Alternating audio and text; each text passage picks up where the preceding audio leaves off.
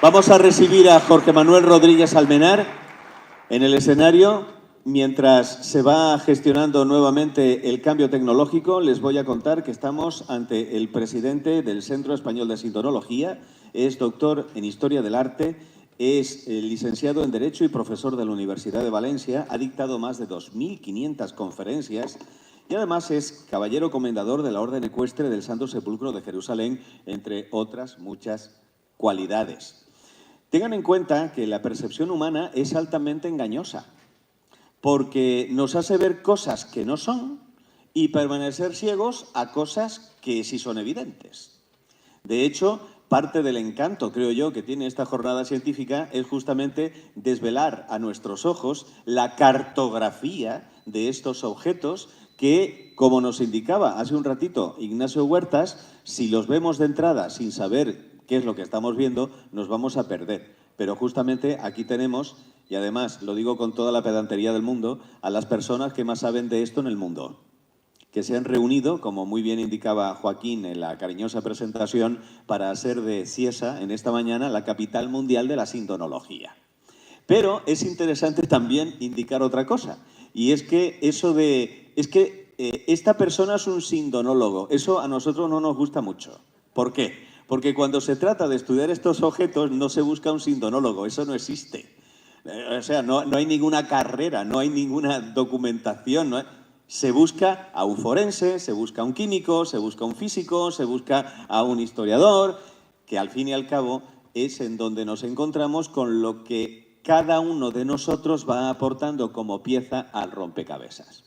Jorge Manuel, dispones de 30 minutos. Pues a ver si esto funciona. Sí. Pues efectivamente, aquí lo difícil es ajustarse al tiempo, pero creo que lo vamos a conseguir, porque hemos empezado tarde, pero hasta ahora nadie ha atrasado más el tiempo, o sea que estupendo. Bien, pues como se ha dicho, efectivamente yo soy el presidente del Centro Español de Sindonología y el objetivo de mi intervención, lo que me dijeron es que hablara del Sudarión y su realidad. Y yo, como soy el presidente, he añadido alguna cosa más, su realidad histórica y su vínculo con la síndrome de Turín. O sea, aquí es verdad que tendremos que repetir algunas cosas, pero intentando no aburrir ni hacer que nos solapemos demasiado, ¿no? Entonces, efectivamente, pues esa es la idea, ¿no? Hablar del Sudarión. Entonces, para hablar de la realidad del Sudarión, lo primero que hay que decir es que se da en los propios evangelios, ¿no? Es decir, poca gente ha reflexionado sobre el hecho de que se habla de lienzos en la sepultura de Jesús y por lo menos pues se puede hablar de una síndone y un sudarión, si leemos los textos en griego. Efectivamente, la terminología de los evangelios es curioso porque se puede dividir en dos grupos, ¿no? Por una parte están los evangelios sinópticos, que sinópticos significa paralelos, que son Mateo, Marcos y Lucas, y estos tres evangelios sinópticos dicen que Jesús fue envuelto en una síndone, que es efectivamente lo que significa es lienzo de lino. Paño es lienzo de lana, es decir, mejor dicho, lienzo no tela de lana. Y entonces, esto ya los expertos textiles dicen, ojo, no digas paño, sino di lienzo. Bueno, pues eso. Entonces se habla de una síndone, es decir, un lienzo de lino, y además el propio San Mateo especifica que ese lienzo era puro, es decir, sin ningún tipo de mezcla de fibras, a la manera de lo que es la pureza que entienden los judíos, ¿no? Por otra parte, en el otro bloque está el Evangelio de Juan. El Evangelio de Juan se escribe cuando ya están escritos los sinópticos y es el único evangelio que cita dos veces la palabra sudarión. Una, cuando se habla de la resurrección de Lázaro y se dice que salió el difunto atado de pies y manos con vendas, cairiai, y su rostro estaba envuelto en un sudario, se llama sudarión. Por eso hemos decidido utilizar la expresión del Evangelio, igual que utilizamos la expresión síndone, que es mucho mejor que hablar de la sábana santa. La síndone es el término que utilizan los evangelios, pues sudarión es el que utiliza también Juan, que habla de un tipo de sepultura que era con la cabeza cubierta con un pañuelo y vendado, atado con vendas, las manos, los pies y alguna cosa más. Entonces, eso es lo que se dice la primera vez. Pero luego, cuando habla de la sepultura de Jesús, dice que en el capítulo 20 de San Juan, versículo 7, se dice que cuando entran Pedro y Juan en el sepulcro, dice que contempló allí los lienzos tendidos. No hay una forma específica de traducir perfectamente el verbo griego al español. Por eso hay tantas versiones. Es decir, parece que puede interpretarse como tendidos, pero como deshinchados. El término lienzos, en este caso, estaría referido a... es un plural enfático. No voy a entrar en eso, pero los estudiosos del griego nos dicen que efectivamente ese no quiere decir que las sábanas sean varios lienzos, sino que se habla de un lienzo doble y eso permite que se pueda utilizar el plural en griego. Pero, bueno, se dice lienzos, tendidos, vaciados, deshinchados, etc. Y se dice, y el sudarión, que había cubierto su cabeza anteriormente, no puesto con los lienzos, sino enrollado en su sitio aparte. Es un texto que es bastante complejo y por eso digo que es difícil encontrar dos traducciones que sean iguales, pero lo que nos interesa es que efectivamente se habla de que el sudario estuvo anteriormente a la sepultura definitiva, que cuando se utilizaba una sábana grande no necesitaba que hubiera un pañuelo encima de la cabeza. Bien, entonces, ¿qué es un sudario? Pues un sudario es una prenda utilizada por los orientales, no necesariamente funeraria, tiene que ver con la palabra sudara, es decir, sudor, y pues esto puede ser incluso el origen de las estolas de los sacerdotes, porque es una prenda que se utiliza en Oriente, ¿no? Es un pañuelo grande, todos los textos que hablan de sudarión están hablando de una tela pequeña y la sábana sería una mortaja grande, ¿no? Entonces, aunque sea un pañuelo grande, eso hizo que el padre Loring se inventara el término pañolón para referirse a Oviedo, al sudario de Oviedo, que nunca se ha dicho así. Pero bueno, pues mejor utilizar la expresión clásica que es sudarión. Bueno, entonces es verdad que todos conocen la síndrome, aquí tenemos la suerte de que los tenemos a tamaño natural, pero efectivamente la sábana santa de Turín podría ser el ejemplo de una mortaja de las que se utilizaban, pero eso es un enterramiento de primera clase, ¿eh? Es decir, cuando se utilizaba una tela tan grande, estamos hablando de un entierro de categoría, ¿eh? Y, bueno, pues efectivamente la sábana y el sudario no están a esta proporción, sino que estarían más bien a esta. Ahora aquí tenemos la suerte de que lo podemos ver perfectamente. Y lo que tenemos que tener claro es que la parte que se puede relacionar en la sábana y el sudario es fundamentalmente, aunque también hay otras cosas que se pueden decir, lógicamente se puede relacionar con la cabeza, ¿no? Es decir, que es donde lo que se dice Juan, donde habría estado colocado el sudario anteriormente al enterramiento definitivo. En cualquier caso, lo que hay que tener claro es que a veces la gente dice, entonces, ¿cuál es el sudario auténtico? Porque claro, si se empieza a hablar de la sábana como sudario, como se ha hecho muchas veces, pues entonces parece que hay una contradicción. Pero si se utiliza en esta explicación, pues está claro que son dos telas diferentes. Una se habría utilizado en el transporte entre la cruz y el sepulcro y en el entierro definitivo se habría utilizado la sábana. Bueno, entonces, a partir de aquí ya me centro exclusivamente en el sudario de Oviedo. ¿Qué es el sudario de Oviedo? Pues una reliquia venerada, ¿eh? Es decir, está en la Catedral de Oviedo, capital del Principado de Asturias, y concretamente en un lugar que se llama la Cámara Santa, y que era el lugar donde se guardaban las reliquias en el Palacio de los Reyes de Asturias, ¿no? Y efectivamente, pues este es el sitio que ha sido el que ha acogido el sudario a lo largo de los siglos, desde el siglo VIII. En el año 2014 se hizo una nueva sistematización de esa sala, de esa Cámara Santa, y se seleccionaron las reliquias que iban a quedar allí. Y ahora pues vemos clarísimamente, en un primer término, el arca, que se llama el Arca Santa, según la tradición, el cajón, en la caja donde llegó el sudario con otras reliquias a Oviedo, procedente de Toledo, y se ve el sudario detrás, que nos costó muchísimo, pero por fin conseguimos que estuviera de una forma sistematizada mucho mejor, mucho más segura, y no es perfecta, pero bueno, intentaremos que termine siéndolo. El sudario se encuentra colocado en esta postura, es decir, no está ni vertical ni horizontal, porque esta es la mejor forma de conservarlo, y lo que se ha hecho es que el Centro Español de Sintología en su día dio la posibilidad de colocar una imagen escaneada del sudario tapando la urna, de tal manera que el que quiera venerar la reliquia puede hacerlo pues, a través de la fotografía. Es más, lo va a ver muchísimo mejor en la fotografía y yo creo que es la forma perfecta para que nadie diga, porque claro, el tema es, ¿qué hacemos con el sudario? ¿Lo mandamos al museo? Pues no, Porque, claro, es decir, hay gente que dice, es que me gustaría ir a rezar allí. Bueno, pues como el tal sagrario tiene una puerta, exactamente aquí ocurre lo mismo. El sudario está detrás y tú puedes saber que está ahí aunque no lo veas directamente y no pasa nada. Entonces, ¿qué sabemos del sudario antes de la llegada a Oviedo? Bueno, pues aunque sea mínimamente hay que hacer un poquito de historia.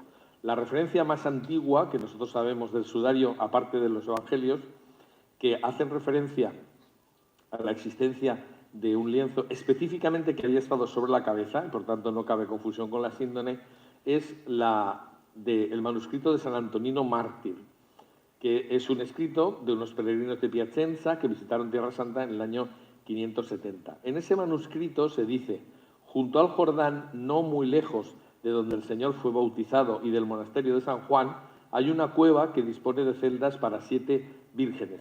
Dice chicos vírgenes, porque en el texto se especifica, por tanto eran monjes, y se dice que allí se conserva el sudario que estuvo sobre la cabeza del Señor.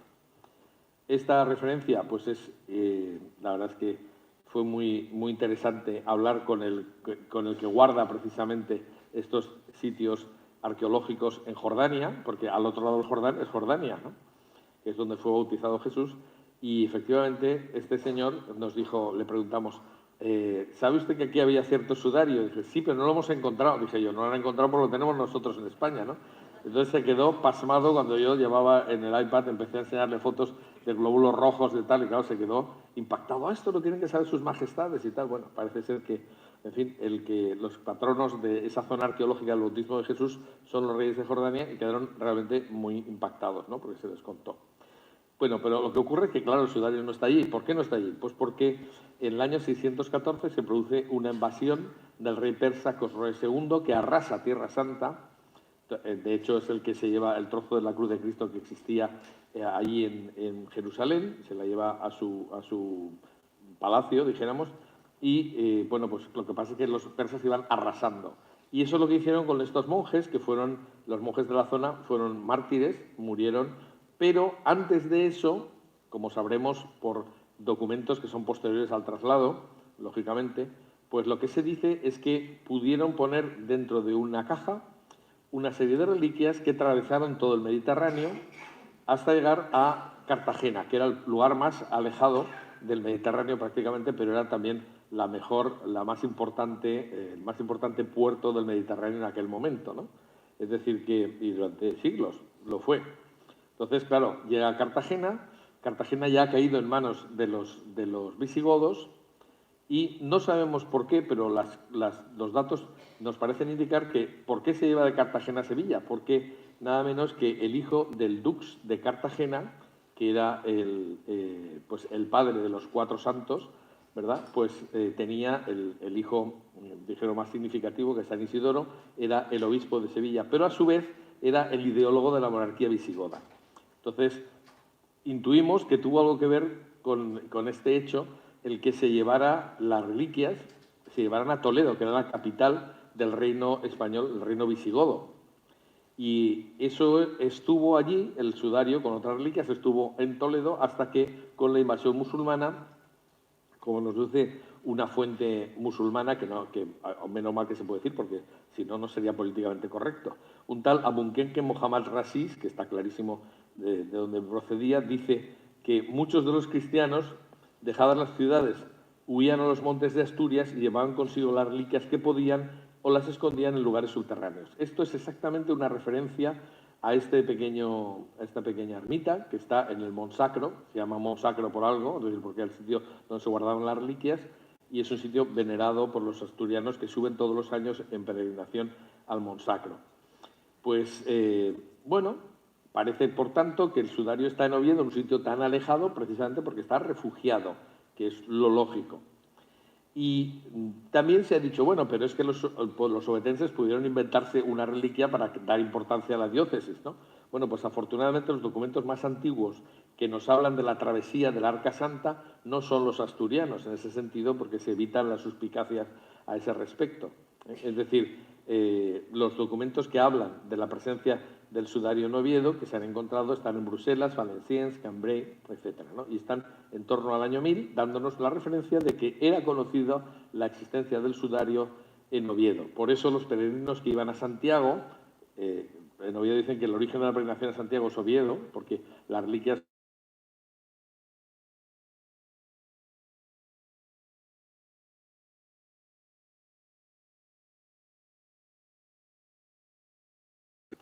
o sea que, efectivamente, ese punto de peregrinación ha sido muy importante a lo largo de la historia.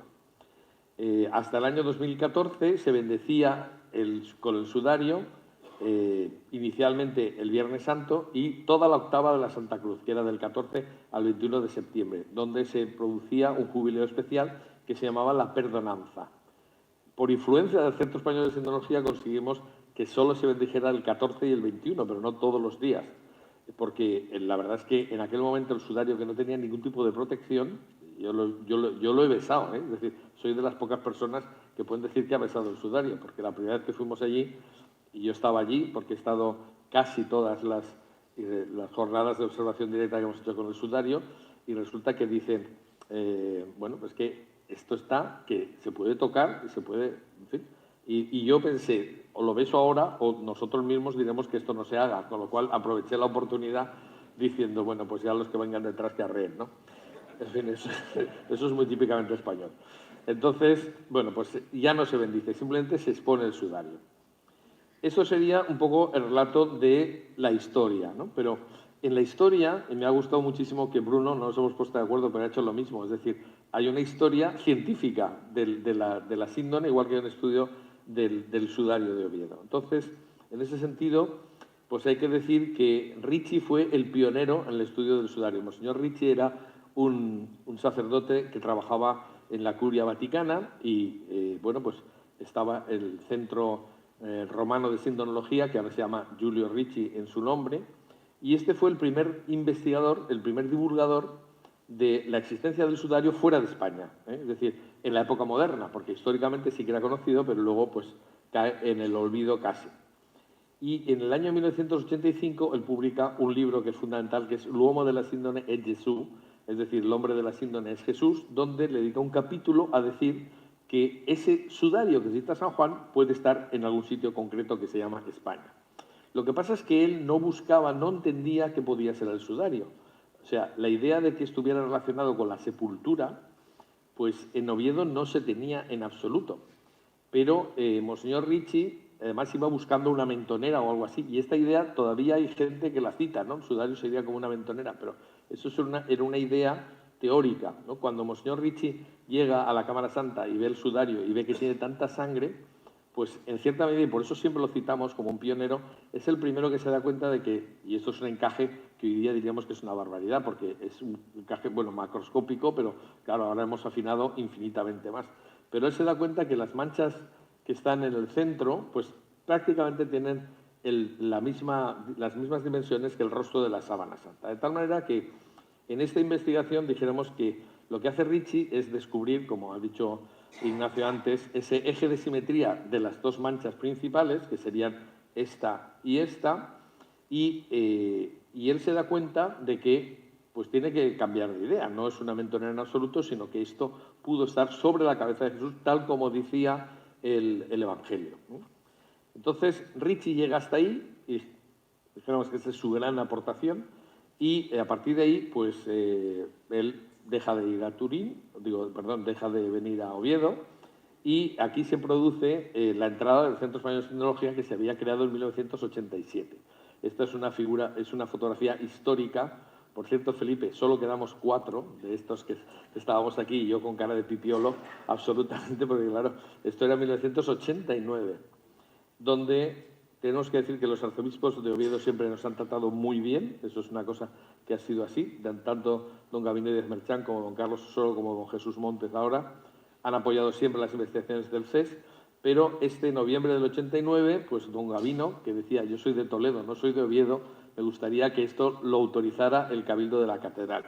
Y efectivamente, pues en sesión del Cabildo, pues se dio autorización al Centro Español de Sindonología para que creara hiciera una investigación multidisciplinar y completa del sudario. Entonces, como consecuencia de eso, el Centro Español de Sindonología creó el EDICES, que es el que nos ha convocado aquí ahora, que es el equipo de investigación del CES. Esto es el momento de su constitución, que fue en 1989, en la sede de Hidroeléctrica Española, porque los primeros que estudiaron, o sea, el núcleo central del equipo de investigación estaba vinculado a Hidroeléctrica Española, que después se llamó, se fundió con Iberduero y terminó siendo otra entidad. Pero, entonces, ¿qué hace el Centro Español de Sismología? Pues pone en marcha el EDICES, y el EDICES pues, tiene como director al que fue director de la sección de investigación científica del CES, que ya existía, y que pasó a ser directamente el director del EDICES, es decir, el ingeniero civil don Guillermo Heras Moreno, al que le debemos muchísimo en esa fundación, porque él tenía en la cabeza todo lo que quería hacer sobre el sudario, ¿no? En poco tiempo, por tanto, constituyó un equipo formado por científicos de 4 nacionalidades y una docena de empresas e instituciones que tenían competencia para realizar ese trabajo. Entonces, ¿qué es lo que ha hecho el Centro Español de Sismología desde entonces? O el EDICES, concretamente, ¿no? Pues hacer un estudio lo más amplio posible del lienzo. Se inició, yo claro, tengo fotografías que son del año 89 y hasta el 94, que se hizo el primer congreso internacional sobre el sudario de Oviedo, pues en las primeras jornadas de observación directa pues se fotografió, se grabó en vídeo con distintas longitudes de onda el sudario con luz visible, infrarrojos, ultravioleta, etcétera. Con la técnica que teníamos entonces y hoy día se pueden conseguir imágenes mucho mejores, pero aquello fue, con la técnica que había, pues realmente impactante. Una de las cosas que realmente causó sensación, porque yo recuerdo estar en ese momento, es cuando a alguien, bueno, concretamente a mí se me ocurrió, perdón, pero por la autocita, pero eso no lo suelo decir, pero a mí se me ocurrió decir, ¿y por qué no hacemos una foto con luz transversal? Porque recordaba la foto que se había hecho con la síndone en la misma situación.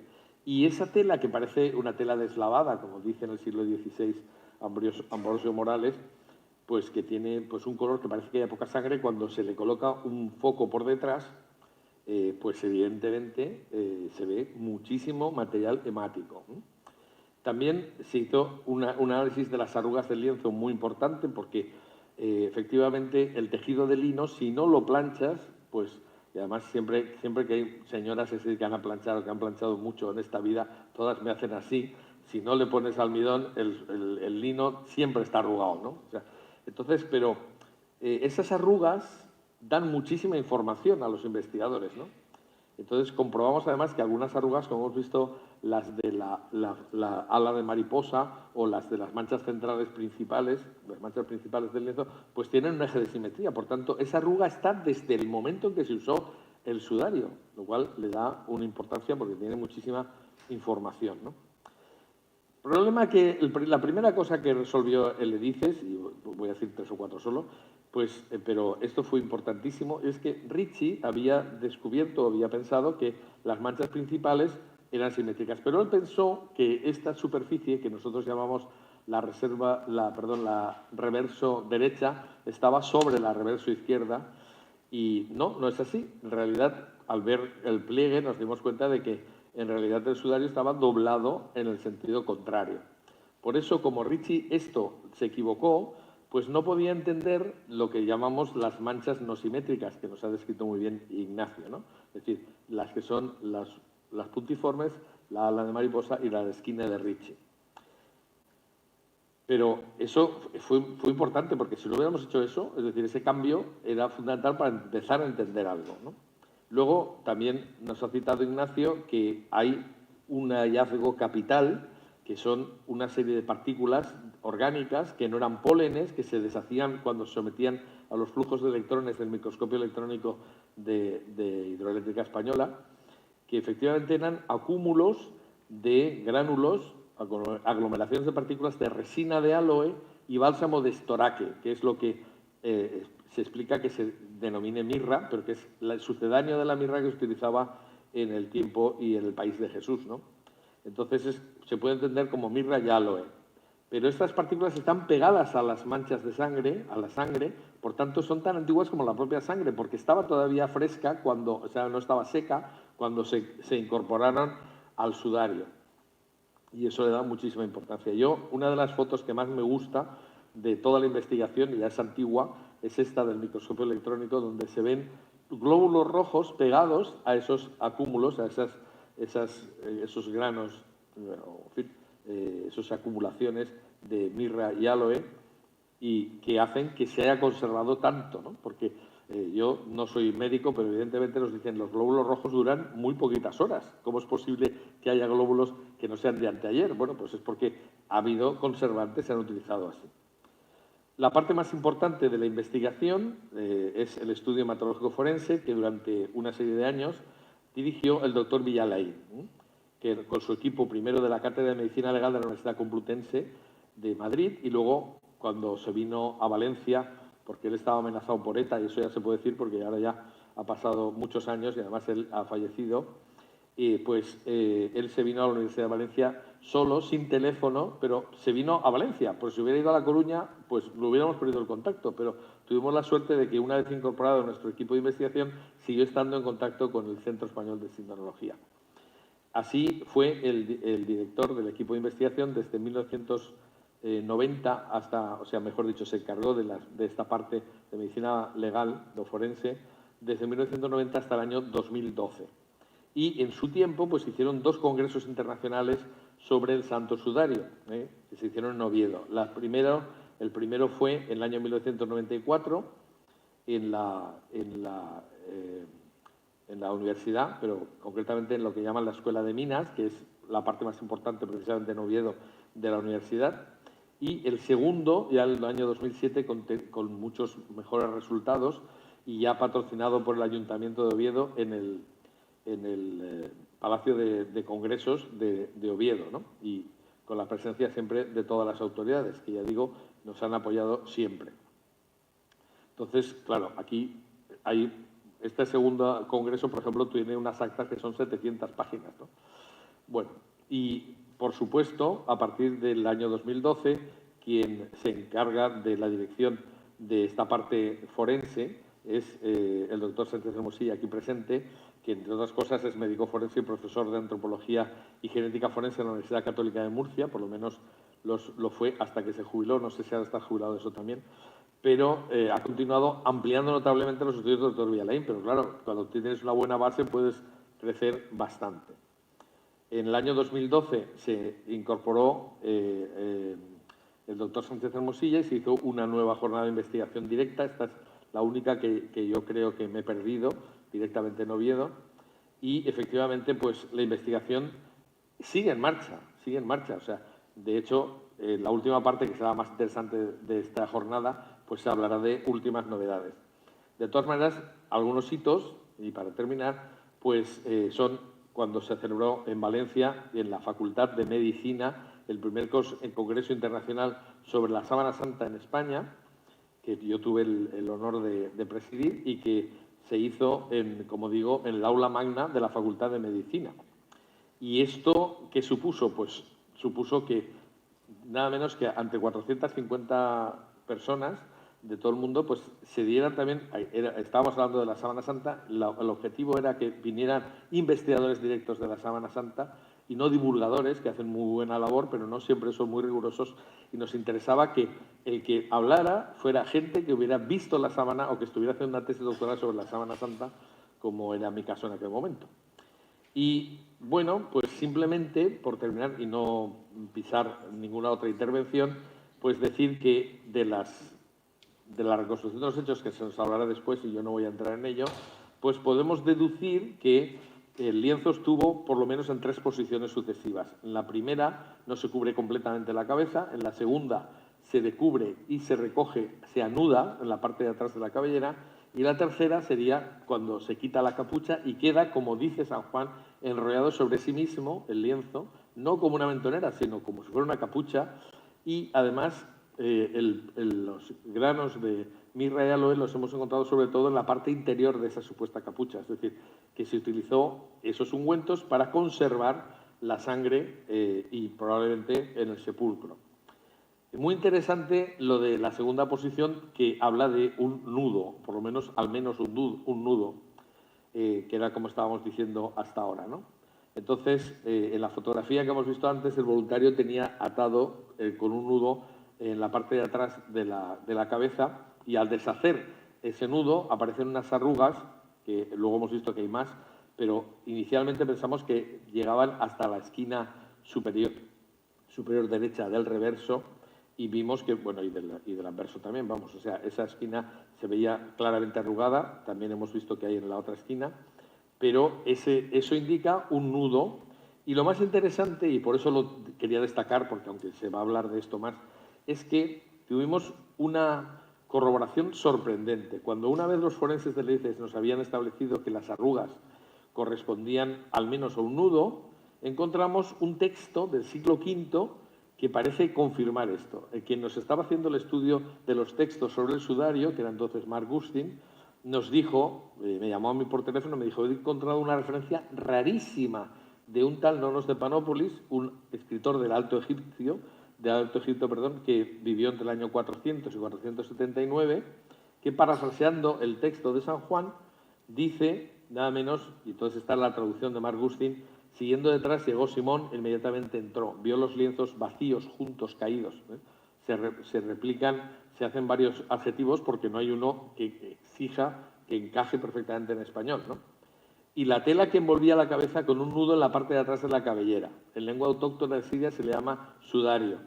Entonces, ¿por qué un señor de Egipto del siglo V nos estaba confirmando lo que veían nuestros investigadores en aquel momento, ¿no?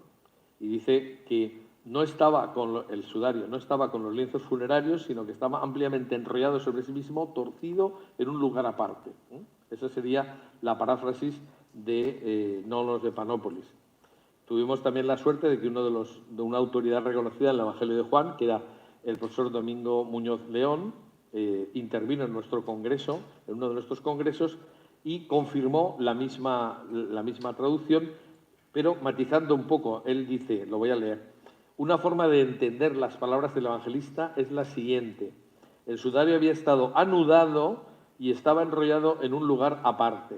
Así parece entender los Nonos de Panópolis en su paráfrasis poética sobre el Evangelio de San Juan. Es decir, siempre que hemos podido hemos intentado que se corroborara por especialistas lo que estábamos haciendo, ¿no? No solamente de distintas disciplinas científicas, sino también desde el punto de vista del estudio evangélico o de la teológico también.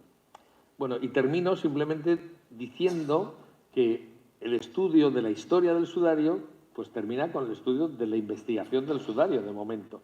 Y la relación del sudario con la síndone pues se plantea desde el momento perdón, que he pasado hacia atrás. Vaya, me he equivocado. Pues se plantea desde el momento en que sábana y sudario han envuelto tanto la parte frontal como la parte dorsal, y toda la cabeza. O sea, la sábana de esta manera que vemos y el sudario envolviéndolo en el otro sentido. Pero claro, esto nos permite pues relacionar algunas cosas clarísimamente, porque son las mismas superficies las que han tocado los dos lienzos. Y sin ánimo de ser exhaustivo en absoluto, sino simplemente decir, como decía ayer en su maravillosa conferencia el doctor Miñarro, pues efectivamente una de las cosas que llama mucho la atención es la similitud o la comparatibilidad, lo posible comparación que existe entre la parte de la nuca del sudario y de la síndone. Aunque, repito, esto es una cosa macroscópica que no quiero afinarlo, simplemente decir que llama mucho la atención porque esas heridas puntiformes, a ver dónde se pueden encontrar, ¿no? Y luego es que además el sudario tiene el hombre de la síndone tiene una morfología muy concreta. Tiene nosotros necesitábamos un cadáver, pero afortunadamente no teníamos el cadáver del hombre de la síndone, ¿no? Pero ahí fue fundamental la intervención del doctor Miñarro, que nos proporcionó el cadáver y además hizo un estudio geométrico fantástico, es decir, superando lo que se suele pensar, ¿no? Los artistas hacen cosas subjetivas. No, señor. Cuando son científicos y son técnicos saben hacer las cosas muy bien. Y ese estudio geométrico pues nos permitió corroborar, yo ahí no intervine más que simplemente difundiendo, que hay un montón de accidentes que se ven en la sábana, en el relieve de la sábana, que coinciden con los mismos accidentes en los mismos sitios del sudario. O sea, que en realidad nosotros no hemos podido, se dice, no podemos asegurar que sea de Jesús. Pero es que sí, yo creo que desde el punto de vista racional, si esto fuera un tribunal, y los tribunales deciden no con pruebas científicas, sino muchas veces en su contexto, pues lo lógico, lo racional es pensar que la sábana y el sudario han estado encima de la misma cabeza. Y esto es algo que está siendo corroborado cada vez más, ¿no?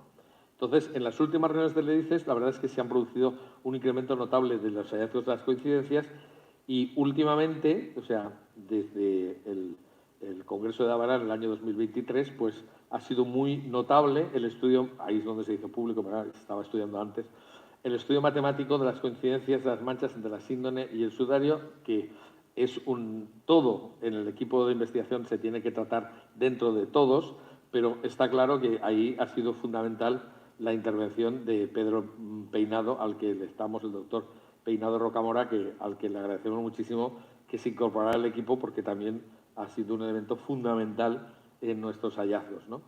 Entonces, simplemente para terminar, decir que de la síndone se puede deducir que el rostro es un rostro que no es como nos lo imaginamos. Nosotros vemos con el cerebro y nuestro cerebro identifica y suaviza y da un carácter que no tiene el hombre de la síndone, que tendría que estar así, ¿no?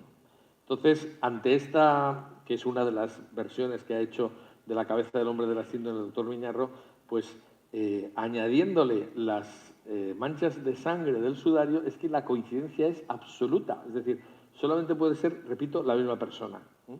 Entonces, bueno, en resumen, queda mucho por investigar, todo eso lo vamos a ver a continuación, pero realmente yo creo que lo hallado ya es bastante determinante. Y a mí me recuerda, y tengo que terminar con esta fotografía que para mí es muy importante, que el año 2004, cuando estábamos en un impasse de la investigación, yo tuve la suerte de tener una audiencia privada con el entonces cardenal Ratzinger, 3 meses antes de convertirse en Benedicto XVI, y recordaré siempre su frase que me dijo: sigan ustedes investigando porque esto refuerza nuestra fe. Y yo dije, fíjate, nos lo está diciendo el prefecto de la Congregación para la Doctrina de la Fe.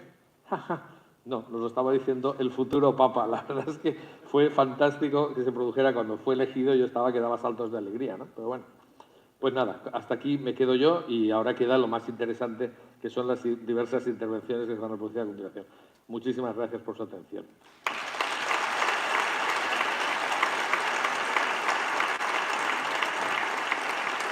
Gracias, Jorge. Pido, por favor, a los encargados del teatro que nos enciendan la luz, puesto que vamos a dedicar breves minutos antes del descanso a que formulen preguntas, y creo que lo más idóneo, Pedro, es que me eches una mano, con el micro. Se lleva el premio de encontrar la respuesta el que levante la mano más rápido y el que esté más cerca de Pedro Peinado. Y a los compañeros de la mesa 1 no se suban aquí para ahorrar tiempo, sino que directamente respondan, por favor, desde el sitio en el que se encuentran. Pueden formular preguntas a cualquiera de los expertos que hemos estado. Y también pido a los encargados del teatro que me pasen ahora este otro micro. Eso es, gracias. Para que... tenemos aquí a una compañera. ¿Cómo es su nombre? Eva, fuerte aplauso para Eva, que va a ser nuestro ángel de la guarda. Gracias. No, así, gracias, mi niña. ¿Quién quiere preguntar? Sí, siéntate. Bueno, pues pregunto yo precisamente a este experto, porque tengo aquí una cita suya maravillosa tomada de un periódico. Dijo, solo has dicho tú: cuando se trata del sudario de Oviedo, es sostenible afirmar que él es la clave de la autenticidad de la síndone de Turín. Claro. Yo creo que tengo micrófono. Vale, perdón. Vale, pues efectivamente, es que yo creo que llega un momento en que tenemos que empezar a decir las cosas como son. Repito, o sea, la gente pide pide demostraciones absolutamente 100% de las cosas. Eso no funciona así en la vida moderna. Yo soy del campo del derecho, o sea, realmente soy profesor de la Facultad de Derecho en la Universidad de Valencia, aunque hay gente que dice que eso es una tapadera y que lo que me dedico es a otras cosas, pero sí que me dedico a la universidad también. Y todos los tribunales de todos los días se toman muchas decisiones sobre la culpabilidad o no de unas personas en base a una serie de pruebas que pueden ser circunstanciales, pero cuando hay tantas y todas coincidentes, pues hombre, en fin, o sea, la gente dice, pues el ADN tampoco es 100% determinante, por tanto, o sea, habrá que empezar a decir, desde el punto de vista de lo que sería la convicción moral, podemos decir que hay una convicción moral de que la sábana de sudar no está en la misma cabeza. Y ahora me quiere alguien explicar cómo se puede hablar de que la sábana santa del siglo XIV, si el sudario está en España desde el siglo VII, que hay un muerto que murió 2 veces con las mismas heridas en distintos sitios. Además, también hay una cosa interesante, Jorge Manuel, que tú también has afirmado, y es que, aunque parezca un contrasentido, la ventaja que tenemos con el sudario de Oviedo es que no hay imagen. Y eso nos ha permitido centrarnos en las manchas de sangre. Exactamente, eso lo dijo ayer y creo que lo volverá a decir el doctor Miñarro, precisamente por eso, porque es que a veces la imagen nos desvirtúa, o sea, nos hace ver solo la imagen y es mucho más interesante toda la información que nos da las manchas, que nos demuestran que la sábana ha envuelto un cadáver y nos da las medidas, nos da un montón de cosas, porque como dijo muy bien Juan Manuel, y espero que lo vuelva a repetir hoy, pues es que a veces los árboles no nos dejan ver el bosque, es decir, que nos perdemos en lo que es más evidente. Y sin embargo el sudario, pues se ha estudiado muchísimo más porque había que dar un sentido a unas manchas que mira tú por dónde encajan perfectamente, pero claro, se necesitaba dedicarle muchas horas, como se han dedicado muchas horas. Vale, pregunta para nuestro querido turinés. ¿Hay prevista en 2025 alguna ostensión de la sábana santa para que todos nosotros que estamos deseando ver la sábana podamos ir a verla? Oh, I ask your pardon because I can read Spanish. I can understand Spanish, but I am not able to speak Spanish. Also because in Spanish and Italian language there are a lot of falsos amigos que are muy peligrosos. Hay algunas confusiones entre el italiano y el castellano y él prefiere ahora hablar en inglés para que de esa manera pueda darnos una respuesta. I have only this opportunity, I beg your pardon. Unfortunately, the answer is negative because there's the Arzobispo de Turín, che sarà il cardenal in dicembre. El arzobispo de Turín se convertirá en cardenal en diciembre y por tanto la respuesta es negativa. Vamos a ver por qué. The motivation can be also of different reasons because first of all, in this period of our history, we will have a very, very high quality of security. Tenemos en este momento de la historia un nivel muy bajo de seguridad. Because we live in a very dangerous period, and also in the last two previous occasions there was very high quality of security, but in this moment much mejor. And this reason it caused a very high expensive situation for organizing a modern exposition. Además, llevar a cabo una exposición moderna, una ostensión de la Sábana Santa, va a salir bastante caro, por lo visto, teniendo en cuenta las necesidades que se llevan a cabo para poder hacerlo con un mínimo sistema de seguridad. And probably it will be possible in future exposition in probably the whole year of 2033, as there was in 1933 for the 2000 years of the resurrection of Christ. Es probable que efectivamente de aquí a 2033 sí que se pueda llevar a cabo otra ostensión con motivo de los 2000 años de la resurrección de Cristo y la conmemoración de ese año santo. We hope to be alive. Thank you. Grazie. Merci. Gracias. Por favor, interrúmpanme si quieren hacer alguna pregunta. Tenemos allí, rápidamente, tenemos 2 minutos, 90 segundos para la pregunta y la respuesta. Caray. Hola, gracias. Hola. Pregunta rápida. Antes han estado haciendo referencias históricas de donde aparecían anotaciones de la Sábana Santa o de la síndone. Entonces, me gustaría saber si en el Corán, se estudia si en el Corán ha habido alguna referencia. Yo no lo sé. Yo tampoco. Vale. O sea, si tuviéramos aquí algún musulmán, sí que es verdad que tanto Bruno como yo hemos estado hace años, él ha ido varias veces, yo estuve una vez en una especie de Jornada Mundial de las Familias Musulmanas en Londres, que está organizado por un grupo religioso musulmán, aunque están excluidos por ser pacifistas, curiosamente, de esa congregación musulmana internacional, que son los Ahmadiyas, y estos tienen mucho interés en la Sábana Santa, hasta el punto de que con Barry Schwartz, que era judío, él decía, qué curioso, porque yo soy judío explicando una reliquia católica a musulmanes, ¿no?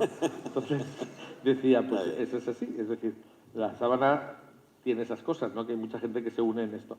Pues yo no tengo idea, ¿no? Es decir, quizá los Ahmadiyas nos podían contestar si tienen alguna referencia, pero es difícil porque, según el Corán, Jesús no murió en la cruz, entonces a ver cómo podemos hacer eso, porque ellos piensan que cogieron a Simón de Cirene y lo crucificaron en lugar de Jesús. Pero claro, como coach profesional sí le digo que acaso la declaración más útil para un investigador sea no lo sé, porque claro, eso es que nos abre a la humildad y a la posibilidad de seguir aprendiendo.